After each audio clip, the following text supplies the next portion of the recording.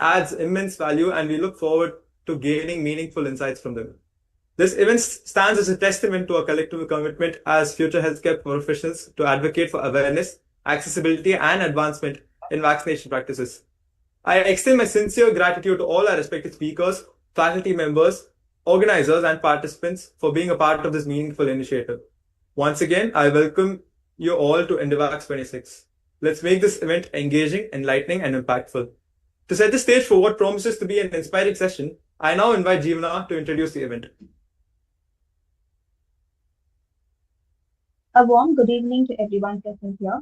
Let me introduce you all quickly to today's session. Vaccination is one of the most effective public health measures protecting individuals at every stage of life. The concept of vaccines for every generation highlights that immunization is a lifelong need from infancy to old age, addressing age-specific health risks and strengthening immunity.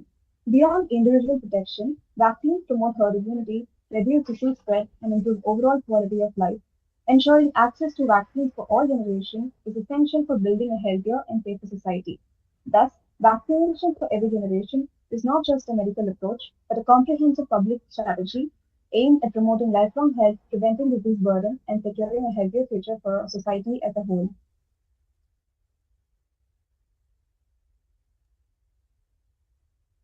Now, it is my privilege to introduce our first speaker for the session, Dr. K. Vindhya, a highly accomplished pediatrician and academician currently serving as an associate professor at Sri Balaji Medical College and Hospital, Chennai. With a career rooted in excellence, she holds an MBBS, DCH, and DNB in pediatrics, furthered by a specialized diploma in allergy and asthma from CMC Vellore. Beyond her clinical and teaching roles, Dr. Vindhya has distinguished herself through a remarkable record of professional achievements and contributions to medical science.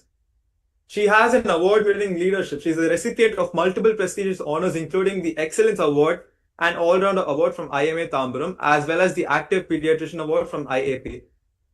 She is an active researcher and has a great academic impact. She has presented her findings at major international and national platforms, including World Melioidosis Conference in Bangkok and Asia Pacific Pedicon.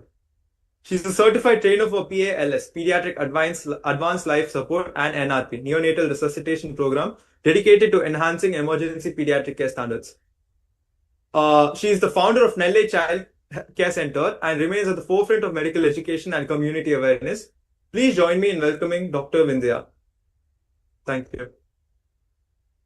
Thank you, Dr. Shan, for the kind introduction, and I'm honored and privileged to be amongst students whom I always cherish. So I have been teaching right from 2016. So around 10 years I have completed. So thank you IMA for the opportunity. So moving on to our talk today. Is my slides visible? Yes, ma'am. Yeah. So today the topic of the day is vaccines for every generation. So as we all know, so the immediate, if you take the word of vaccination, we always think it is only meant for the children, especially the newborn babies. When they are born, they regularly go to the pediatrician, they get vaccination. So immediately whenever we hear the term vaccine, it comes to our mind that it is meant for the newborn or the children. So now, this World Immunization Week, we are insisting on vaccines for every generation. So I hope I do justice that why we need to vaccinate everyone, and let's go into the topic. So, what does vaccination do? We all have an innate immunity which is there, which we have there inbuilt in our bodies. But what happens during vaccination is you get an acquired immunity. So in the acquired immunity, you have two types. Either it is a passive or is it an active immunity. In the passive immunity, it is like you get antibodies directly.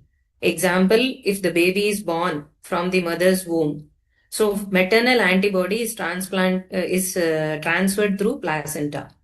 So that is a passive transfer of antibodies from the mother to the newborn, which is called as passive immunity. Or you acquire the immunity artificially, that is you give direct immunoglobulins, like you give anti-snake venom, or you give varicella zoster immunoglobulins, or you give immunoglobulins for IVIG or GBS, many conditions. So directly if you introduce immunoglobulin, it is like giving passive immunity. That means you are directly giving antibodies to the body. Now, vaccination, what does it do? It gives you acquired immunity. So in the acquired immunity, the other hand is the active immunity. Either you acquire it through natural infection.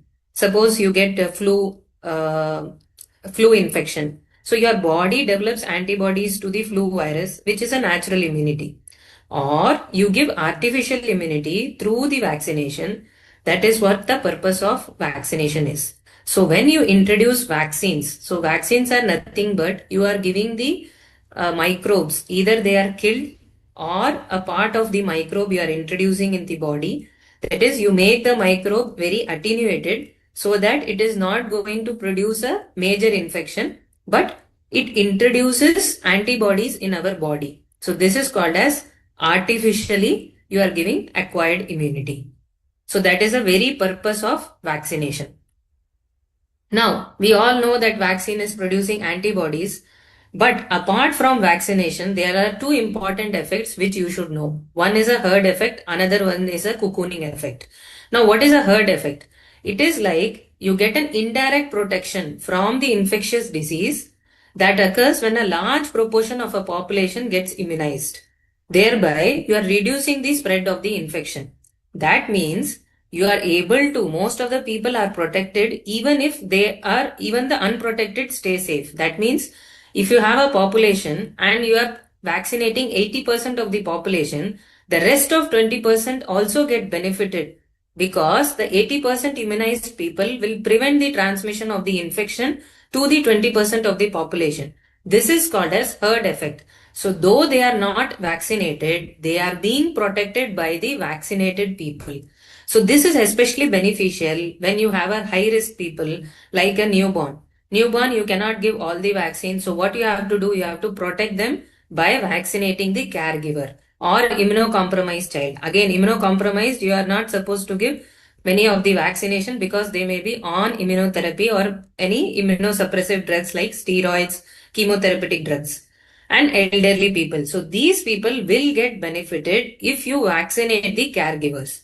Now, this is a beautiful diagrammatic explanation. So if you see in the left side, what is happening? This red color is vaccinated population. So if as I told you in the 100, let's say 100 people, around 95 of them are vaccinated and this two people, okay, so in this people around so the left picture is like they are getting infected and these two people are vaccinated. So what will happen? Your infective people will be prevented from spreading the disease by vaccinating the other population.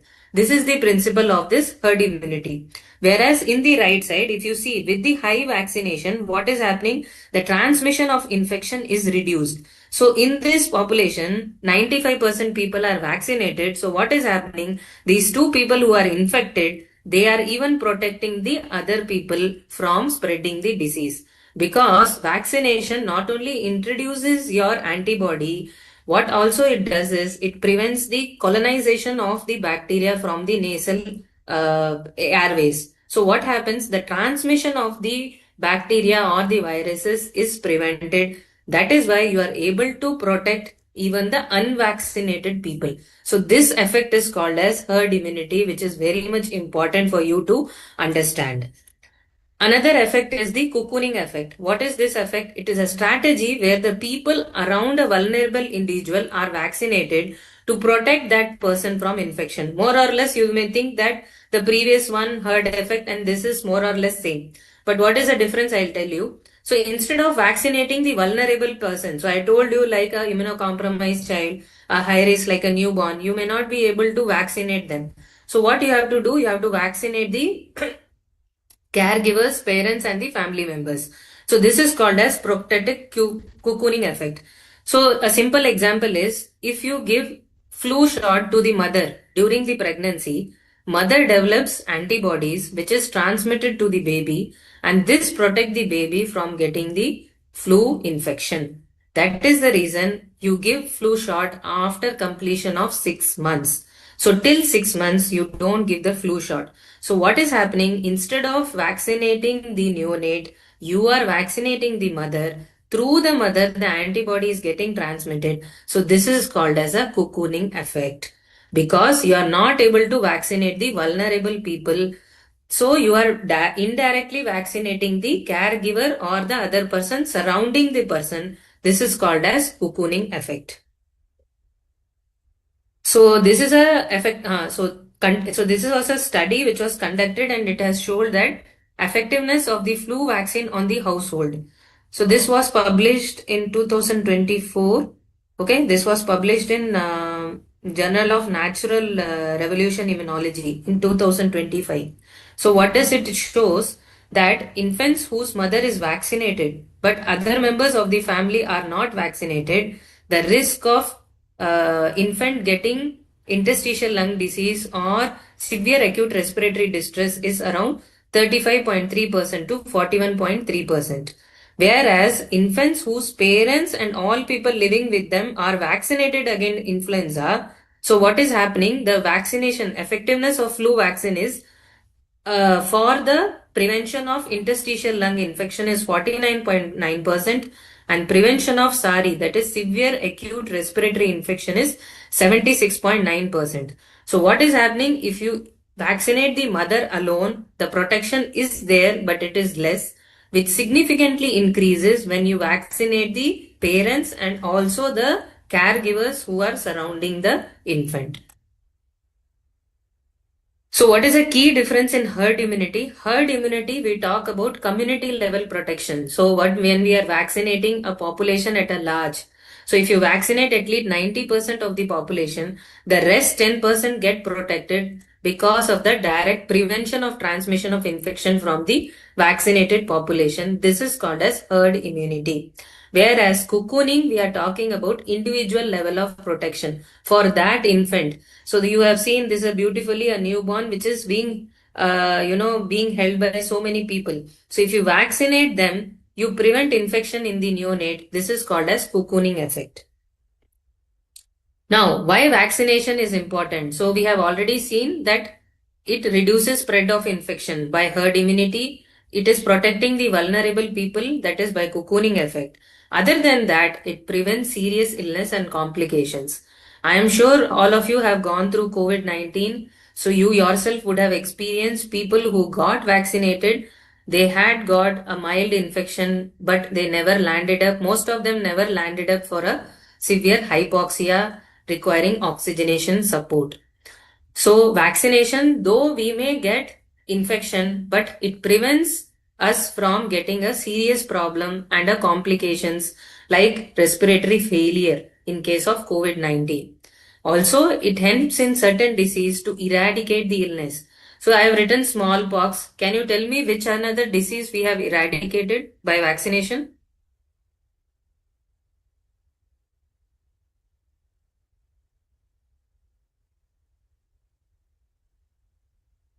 Hello? Polio. Very good. So when was polio eradicated in India? 2014. If I am right, it was 2013.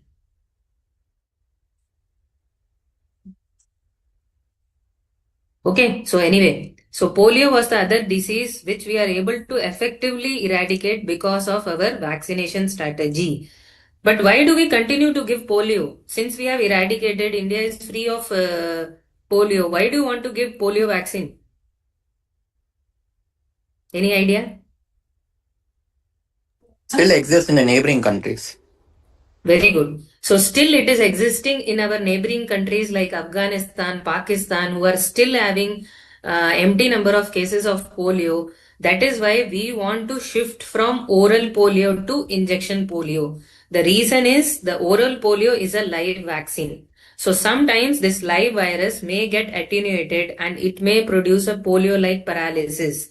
To avoid that complication, government is now moving to injectable polio, which is a killed vaccination.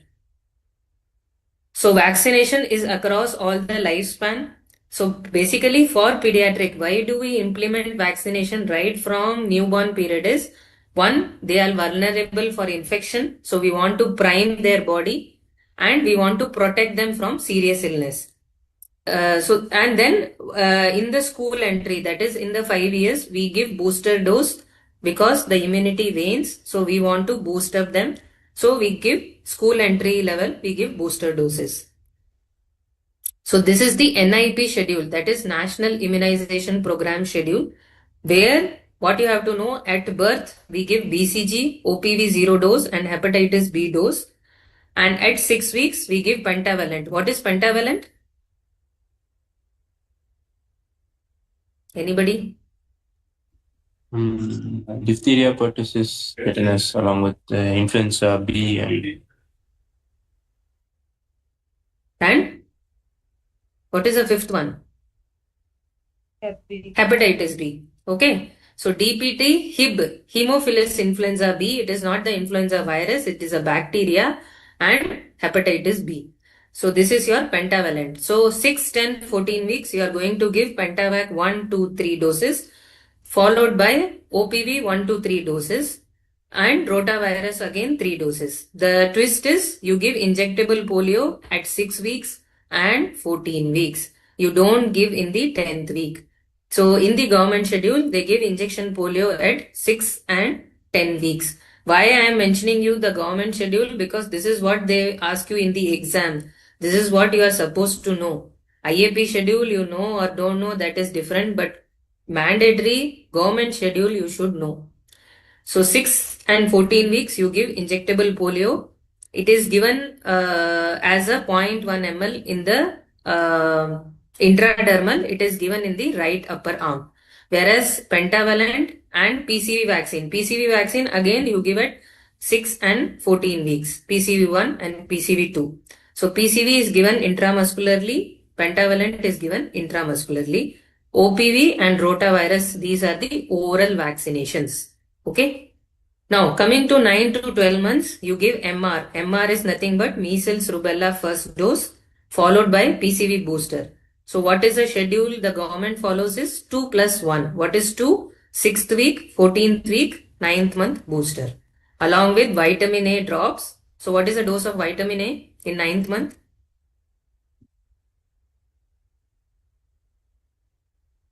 Any idea? Recently they have been giving, no? You would have read in the paper. Vitamin A was given as a mass campaign. 1 lakh units. How do you give vitamin A?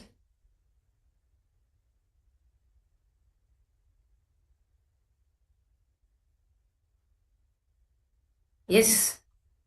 No problem. You can just tell. Make an attempt.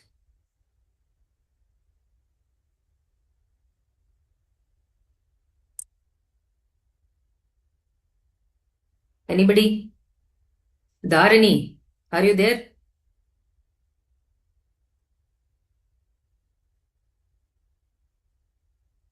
Dharani, Isha.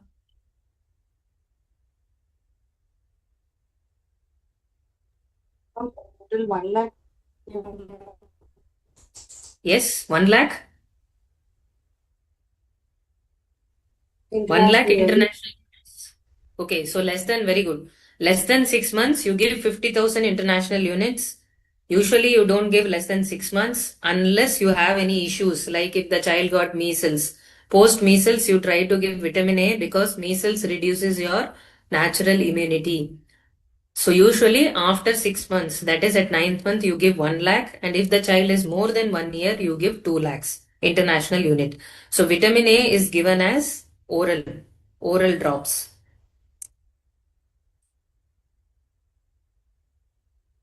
Okay.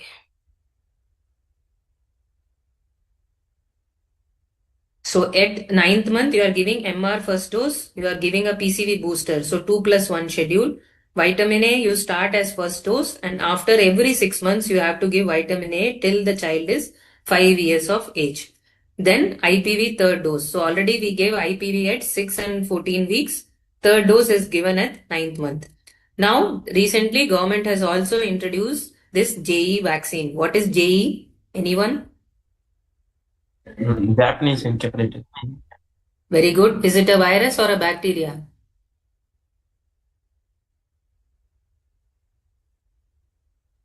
Virus, ma'am. Yes, very good. So it is a Japanese encephalitis is a virus. Unfortunately, we don't have any treatment for JE. If you get a JE, you may have a neurological, especially it causes dystonic CP, cerebral palsy, dystonic type. So that is why not cerebral palsy, it causes dystonia, a dystonia type of neurological deficit.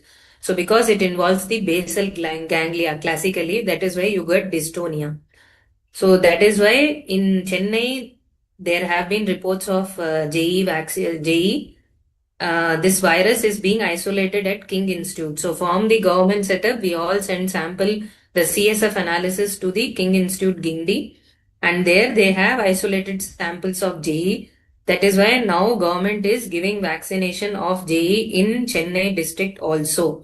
It is actually prevalent in Pondicherry belt, Tanjavur, Kadalur district, but now in Chennai also they have introduced JE. So if you have to give JE, they give at the 9th month as the first dose. So why the star is? Because JE is given in endemic districts only, not given as routine vaccination. So this is at 9 to 12 months. Then followed by booster doses, you give at 16 to 24 months. Ideally, you give at 1.5 years of age. So you give DPT booster. So long you are giving Pantavac 1, 2, 3. This is followed by DPT first booster, oral polio booster, and MR second dose. In the area where JE is given, we give the JE second dose, and vitamin A is given second dose followed by every 6 months till 5 years of age. So what is the route of administration of MR? Where is it given? How is it given?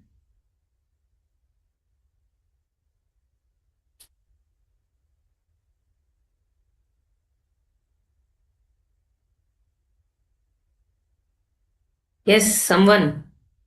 You need to volunteer, otherwise I will call out the names.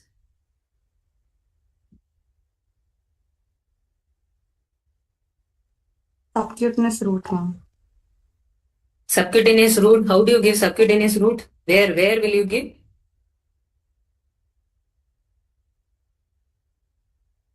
Usually in the arm. Okay, so intramuscular is given in the, where do you give intramuscular in children? Anterolateral aspect of thigh. Very good. So you give in the anterolateral aspect of the thigh. So usually intramuscular is given in the anterolateral aspect of thigh, like your pentavalent pneumococcal vaccine, whereas your IPV, like intradermal MR, which is subcutaneous, you give it in the right arm. So left arm, you always give BCG vaccination. Okay. So other vaccines, MR, IPV, you give it in the right arm. So if you have a doubt, you can ask the mother, எவ்வளோ ஊசி போட்டாங்க, எந்த இடத்துல போட்டாங்கன்னா, then you can find out what vaccination they have given. So this 24 months after 1.5 years, I told you when they enter into the school. Now anyway we send the kids to school by 2 years play school. We have preschool, but those days they used to go by 4 to 5 years of age. So that is when we used to give DPT second booster, and this is followed by 10th year, 10th and 16th year we give TD. What is this TD? What is this small d? Previously, we used to give TT. Now we are giving this D. What is this D? Anyone? Yes? Yes, someone said, yeah, diphtheria, very good. But why is it small?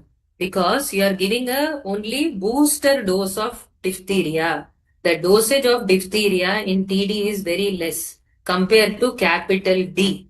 Okay. So why they introduced this small d is because they started getting cases of diphtheria in adolescent age group.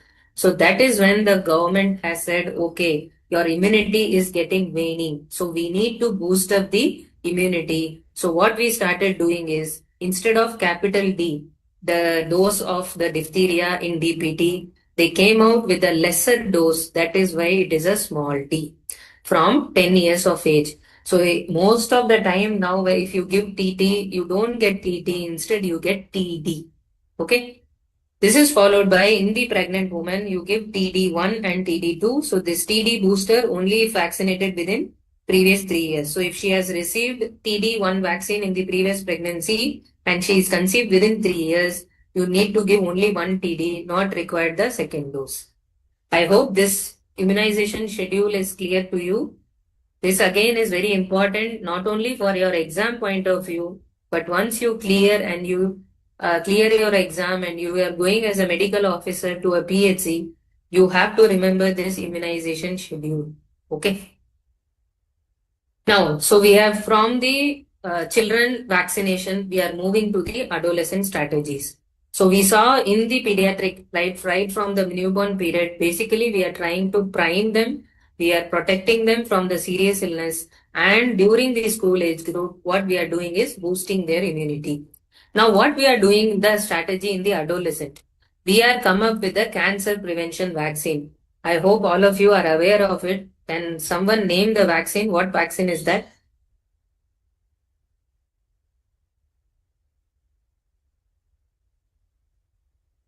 Yes.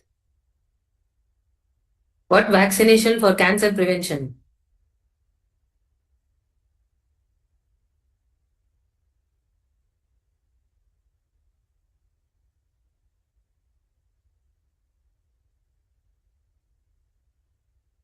Avinash, are you there? Yes, ma'am. What vaccination for cancer prevention? HPV vaccination we can do, ma'am. Yeah, what is Specifically for HPV? uterine. Human papilloma virus, ma'am. So is it meant only for boys or girls also? Is it meant only for Ma'am, girls or boys also?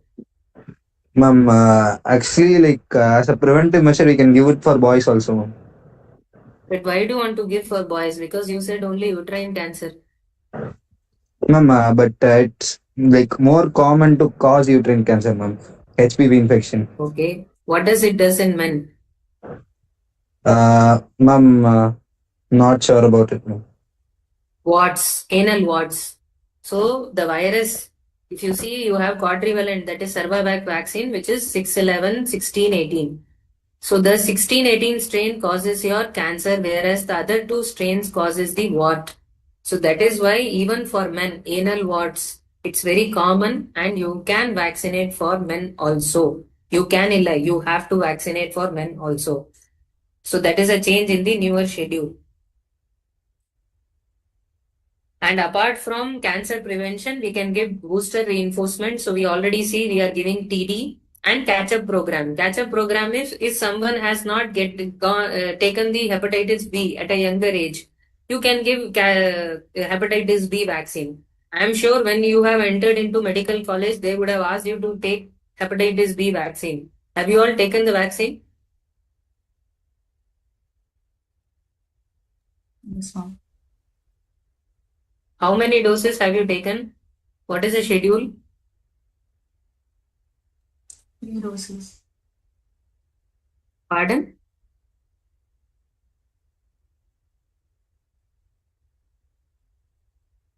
How many doses?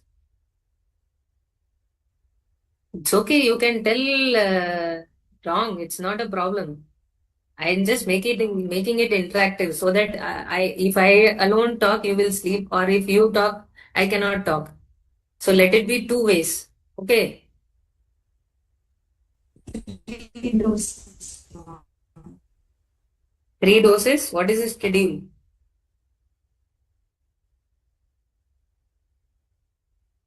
So 0, 1, 6 months. Okay. You give at the 0 dose, that is this month. The second dose is 1 month later, and the third dose is 6 months later. What if you are not sure that whether you have got the hepatitis B vaccine? Still you want to vaccinate or you want to do something?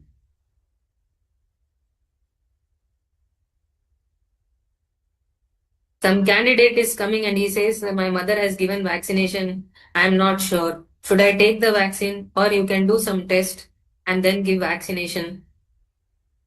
What can you do? We can check for the Antibodies. Yeah, what is the test you will check for? What antibodies? Correct. So anti-HBs antibodies. So basically the hepatitis B surface antigen, it produces antibodies. So now we have titers for anti-HBs, which is widely available in the labs. You can check the titer. If it is more than 10 milli international units, it says he is protected. If it is less than that, then you have to revaccinate him, irrespective of his previous schedule. Okay. Even for yourself, if you are not sure, you have some needle stick injury, you are not sure whether you are protected or not, you can check your anti-HBs titer. Now this anti-HBs titer is even coming in master health checkup. So even master health checkup, they are insisting, especially in the centers like Rela Hospital where they have transplant unit, they even want the doctors to be protected against hepatitis B. Two things. Neither they should transmit to the patient. Second thing, nor they should get from the patient. Okay.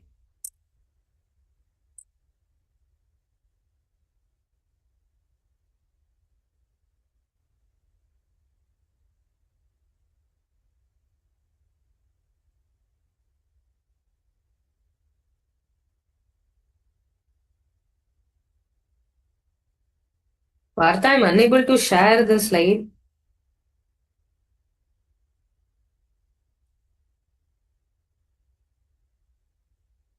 Hello. Hello. Hello. Ma'am, can you kindly like cut the screen sharing and can you reshare it, ma'am? Maybe a bug, ma'am. Stop share. Yes, Okay, ma'am. okay.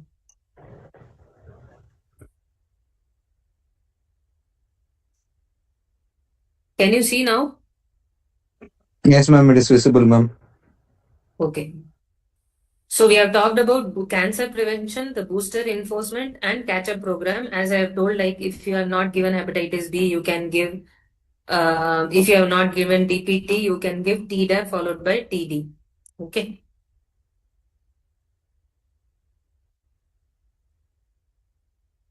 So now recently, this is what we were talking about that. Uh,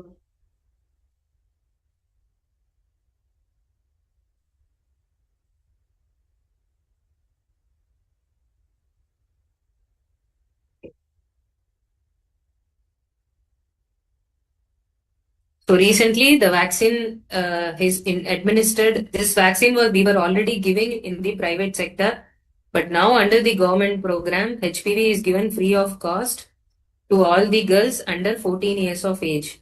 So the minimum age is 9 years till 14 years of age. Usually we have to give two doses, but in the government schedule, they have now come up with a single dose, and now they are giving it as a pilot study in the fourth district. That is Ariyalur, Perambalur, Dharmapuri, and Tiruvannamalai. And soon they may launch it in the other districts as well. Okay, the campaign in these districts have been completed with administration of single dose. So this was recent, that is in the March 2026. Now coming to adult strategy. So we saw the children strategy, pediatric strategy, then adolescent strategy, then coming to adolescent strategy coming to adults. So adult strategy like maternal vaccination. When the mother gets pregnant, you are immunizing with the TT so that it passively transfers the antibody to the neonate. Or you may vaccinate a high risk patient or a occupational risk patient. Occupational risk patient in the sense if the patient is working in a chemical factory where there is a increased risk of getting recurrent respiratory symptoms. He may develop interstitial lung disease because of the exposure or an asthma or a COPD. Those individuals you should definitely give pneumonia and flu shot. Pneumonia vaccine because if they get pneumonia, the further their respiratory symptoms will worsen. Flu vaccination because again flu will affect your lungs. Since it's already affected lung, the flu will further worsen the situation. Now, so this was a study which was done in August 25, 2023. This was published in the Association of Physicians of India, and they have done survey across the metro cities like Delhi, Kolkata, Chennai, okay, Gujarat, Bangalore. And what they found is the awareness among the people for vaccination in the adult is very less, especially in Delhi. It is around only 62%. And what they are aware of is they are aware of taking pneumonia vaccine. But to give hepatitis B vaccine, the awareness is only 17%. Whereas the awareness to give vaccination to the elderly and caregiver is even less. So this was a survey which was done across the India. So the survey found that 70% of adults aged 50 and above are aware of adult vaccination, but only 16% actually take the vaccination. Once the awareness is very less, okay, 70%, even if they are aware, the only 60% is actually taking the adult vaccine. 90% of the surveyed doctor, if they survey the doctors, they say there is no formal guidelines. That is a significant problem. That's which contribute to lack of interest and adoption of vaccination. Now I told you about pediatric vaccination. There is a flow chart. There is a proper guidelines to give vaccination. But even we survey the doctors, they say that there is no formal guidelines to give vaccination in the adults. But now there are guidelines for adults and elderly people also. So if you see this from 19 years, so what we say adolescent is 10 to 19 years. After 19 till 50 years, there is one group. Then 50 to 65 years, there is one group. More than 65, we usually say elderly population. So what they are trying to tell is, you give TD vaccination, one dose booster every 10 years, you give them. Second thing, flu vaccine, give them annually flu vaccine. This should continue till elderly population also, especially if they are high risk. High risk, I told you, asthmatic, chronic heart disease. If they are having COPD, any lung pathology, they should take flu shot yearly. Then pneumococcal vaccine again is a single dose you can give from 19 years onwards, and till elderly population it is a single dose. Coming to hepatitis B, we just saw it is 0, 1 and 6 months. Hepatitis A vaccine you can give 2 doses 0 and 6 months apart. Coming to MR. So in the private sector we don't have MR, we have MMR. What is the other M stands for? It stands for mumps. So you saw measles, rubella in the immunization schedule at 9th month and 15th month. Here in the private sector, what vaccine we give is the MMR. So this MMR is given 2 doses at 4 weeks apart, right from the elderly 19 years. But this is recommended only up to 50 years. You should not give beyond 50 years. Okay. Coming to chicken pox, you can give 2 doses again to 4 weeks, that is 1 month apart, who are susceptible. Susceptible means as a doctors you are susceptible because day in day out you might be seeing chicken pox patient in your OPD. You might be seeing them in the ward. By the time they get chicken pox, they are already infected. So you should take vaccination if you have not got chicken pox. And girls, they should take MMR because rubella causes congenital rubella syndrome. So during your days, definitely rubella vaccination wouldn't have been given by your parents. Please check your cards. Otherwise, better to take MMR vaccination and chickenpox vaccination. This meningococcal vaccination, it is a single dose. It is especially mandatory if you are traveling abroad. See, the incidence of meningococcal in India is very less. But if you travel to certain countries like Hajj pilgrimage, Makkah, you have to mandatorily take meningococcal vaccination. So now you saw about pediatric, then adolescent, then adult strategy. Now coming to geriatric strategy, more or less, we saw that we should give PCV vaccination single dose. We should give flu shot. Flu shot not only help them, but also it has a cocooning effect. That is, it prevents the transmission to the grandchildren or their child also by cocooning effect. Then shingles prevention. So this shingles, we all know that it causes a deadly pain, which is like a suicidal pain. So I don't know whether you have seen patients, they have the blisters over the single dermatome and it is so painful, even they can't wear clothes. If anything touches on that, they have so much of pain, it is called as a suicidal pain. That is why there is vaccine that is available by the GSK, which is called as Shingrix Shingris. So this has to be given more than 50 years of age, 2 doses, 2 to 6 months apart. But this vaccination is costly. It is around 10,000, 10 to 11,000 per dose. Okay. So GSK is the only brand which is coming up with this Shingris vaccination. So now this is a recent survey which was done by WHO 2022. What they have done is vaccination coverage among older adults. It was a population-based study done in India. So they have collected the data from the National Longitudinal Aging Study in India, and it is a household survey which was done from 2017 to 18. What they estimated, the percentage of respondents ever being vaccinated were they have received flu shot ever is 1.5%, as against PCV, which is 0.6%, as against typhoid vaccination, which is 1.9%, and hepatitis B, again same percentage, 1.9%.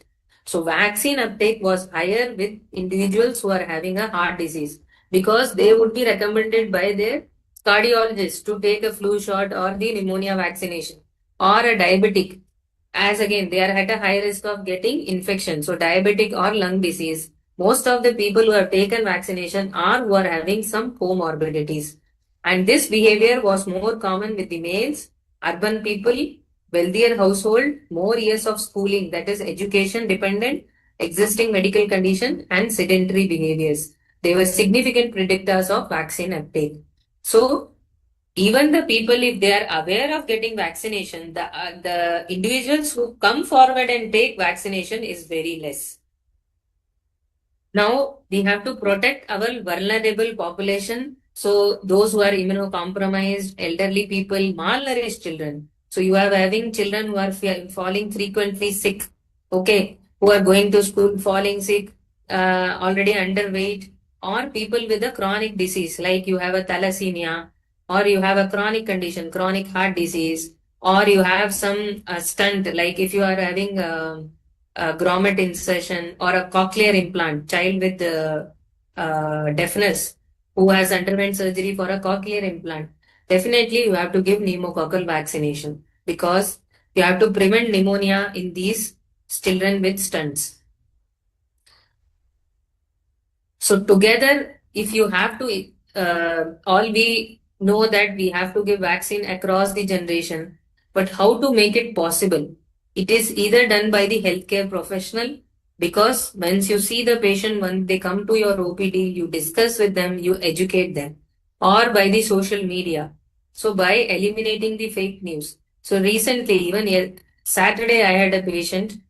So their elder sibling is having autism, and they came with a second child, and the child was having they came with some constipation complaint. I told them he's due for vaccination. Why don't you give the vaccination? So they immediately said, no, no, no. My first child got autism because of the vaccination. So I said, why do you correlate like that? They say that till 1 year child.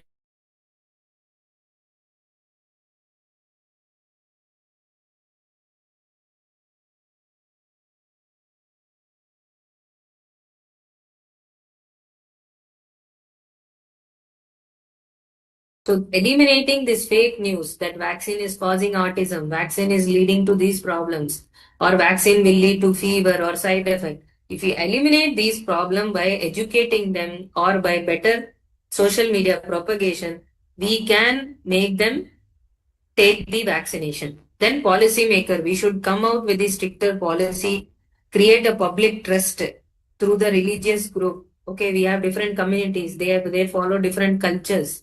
So, but we talk to their cultural leader, we may develop a trust. And vaccine manufacturer, involving them, getting adequate supply. It's not that you have one vaccination for the first dose, and when they come for the subsequent dose, you say, no, no, I don't have vaccination. Then they will lose the confidence. And government stricter strategy to offer benefits of the vaccination. So together as a whole only, we can improve the percentage of vaccination, not only in children, but also in adult and elderly population.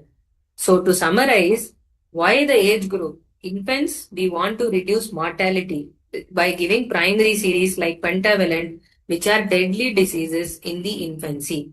In the adolescent, we want to give booster doses to give long-term protection, like HPV Tdap boosters. In the adults, we want to give comorbidity shielding. Those who are having diabetes, heart disease, lung disease, we want to protect them from getting infection, especially flu, pneumonia, and for the mother, we want to give Tdap so that it gives the passive immunity to the neonate.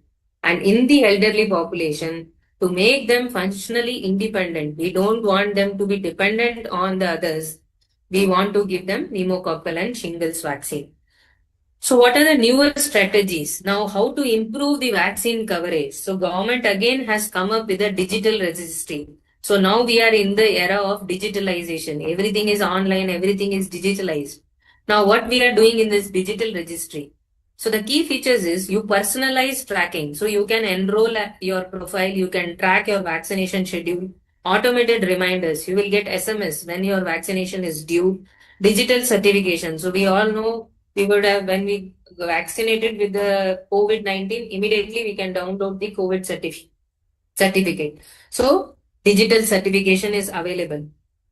Data analysis and supply chain management. So this data analysis part is for the government. So if they digitalize the thing, they can easily analyze the data, like which population, which area the vaccine coverage is less, what to focus, how to improvise, and supply chain, whether there is a problem with the availability of the vaccination.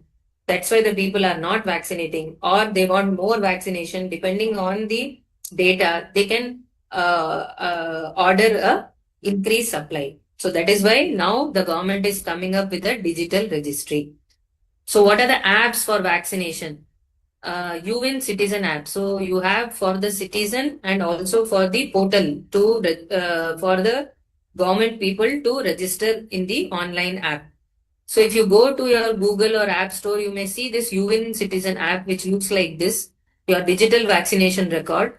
So it is a citizen-centric digital platform. So you create your profile. If you enroll, you will know what vaccination you have to give. This will give you automatic reminder also for the next vaccination. And what they do in the government setup is this is a UWin portal where they need to register and they need to update how many vaccination given today, how many people were vaccinated. So every Wednesday when we have a immunization day, our sisters, even at Balaji Medical College, we are getting vaccine from the government. So there is a dedicated staff for vaccination will upload the details in the UWin portal that how many vaccines we have given. And for children and pregnant women, so this is basically meant for children. That's why this symbol, children and the mother under the universal immunization program. Then there is Arogya Sedu app. It was initially started for COVID-19, but as evolved into a national health app. It can be used for booking vaccines, assessing the digital health record, and searching nearby hospitals where will you get vaccination. Then you have Umang app, which provide access to various government services, including vaccine registration. So another way of improving your vaccination coverage is integrated delivery. What is integrated delivery? Like location, you combine the maternal and child health. That means a mother is coming for an antenatal checkup. Suppose she has another child who is also coming along with the child.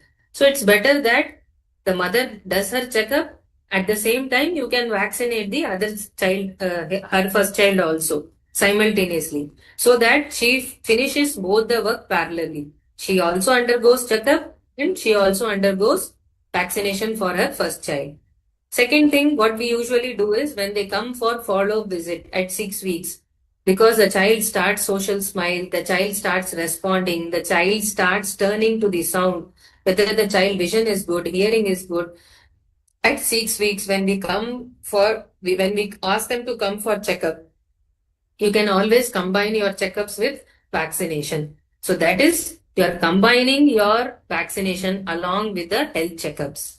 Then nutritional support. Suppose you have to give vitamin A drops. Same time you also give deworming tablet. So you combine the things so that people will come. Then birth services. So already wherever the baby is getting delivered, we make sure then we are giving hepatitis B, OPV and BCG vaccination before they get discharged. So what is it? Keep take-home message from this session is this vaccination is a continuum of care. It is not only from the cradle but up to the old age home, up to the old age. Vaccines don't just save lives, they protect the generations.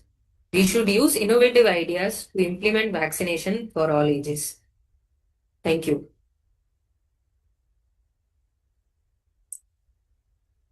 So if there are any doubts, I'll be happy to answer.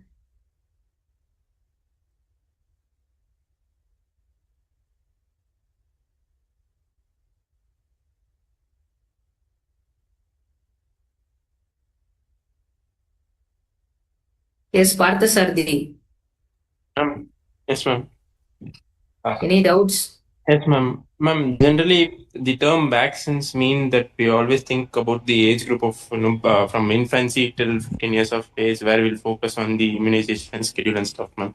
Do you think that there should be a shift from not only childhood, we have to focus on adult immunization along with geriatric immunization, ma'am? Do you think? Absolutely, because one thing we are having now more of elderly people who are surviving because of the effective medical management. Whether you take a heart attack, people are having stent, people are undergoing bypass. So they are already having something foreign body inside their body, which is a high chance of getting infection. Many of our population are diabetic. Again, they are at a higher risk of infection. So as our survival is increasing, as the comorbidities are increasing, definitely we have to focus on vaccination in the geriatric population.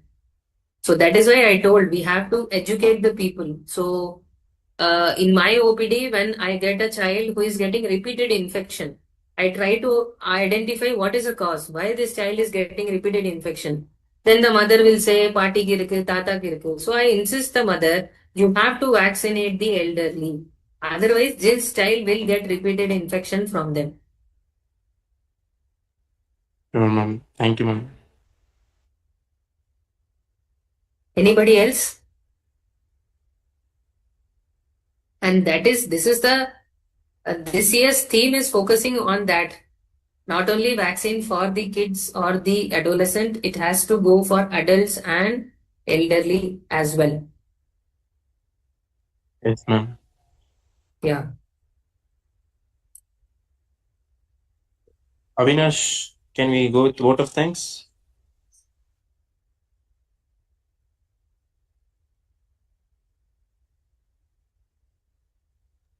Jeevana?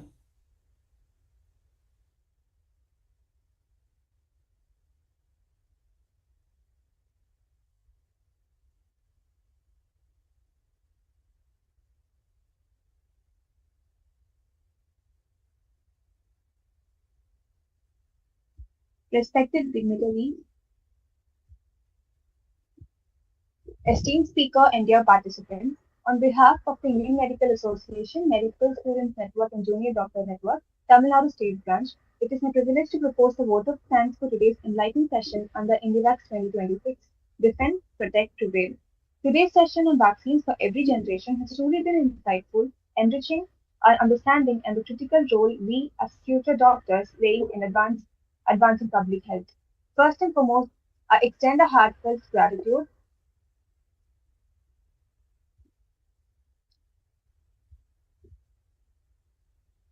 to our esteemed speaker, Dr. K. Vindhya, for delivering such a comprehensive and thought-provoking session. Your expertise in pediatrics combined with practical insight into immunization strategies, cold chain systems, and policy frameworks has given us a deeper perspective on bridging the gap between theory and practice. Your words have not only informed us but also inspired us to contribute actively. I would like to express a sincere appreciation to the patrons of IMA TNSP for their constant guidance, encouragement, and unwavering support in making initiatives like IndiVax 2026 possible. A heartfelt thanks to the state team of IMA-MSN TNSP, whose leadership and coordination ensured the seamless execution of the state-level webinar series. A special note of gratitude to the organizing team, whose dedication behind the scenes made this event a success. Your meticulous planning, technical support, and teamwork truly reflect the spirit of collaboration and excellence. I would also like to acknowledge and thank Dr. Arunagiri Ji, Avinash R, Vishal Manohar, Jagdev, Navya Suresh, Sai Krishna, Shyam Karthikeyan, Sri Nitin Raj, and Isha Bhairavi for your tireless efforts and commitment in bringing this session to life. To all our enthusiastic participants, thank you for your active engagement and keen interest, which made this session interactive and meaningful. Finally, we extend our gratitude to Indian Medical Association for providing such a dynamic platform that nurtures learning, collaboration, and professional growth among medical students and young doctors. As we conclude today's session, let us carry forward the message: when we immunize, we don't just save lives, we secure the future. Thank you. Thank you. Thanks a lot, ma'am. Thank you, Jeevana. Thank you, ma'am. Thank you. Can I leave? Yes, ma'am. Yes, ma'am. Thank you, ma'am.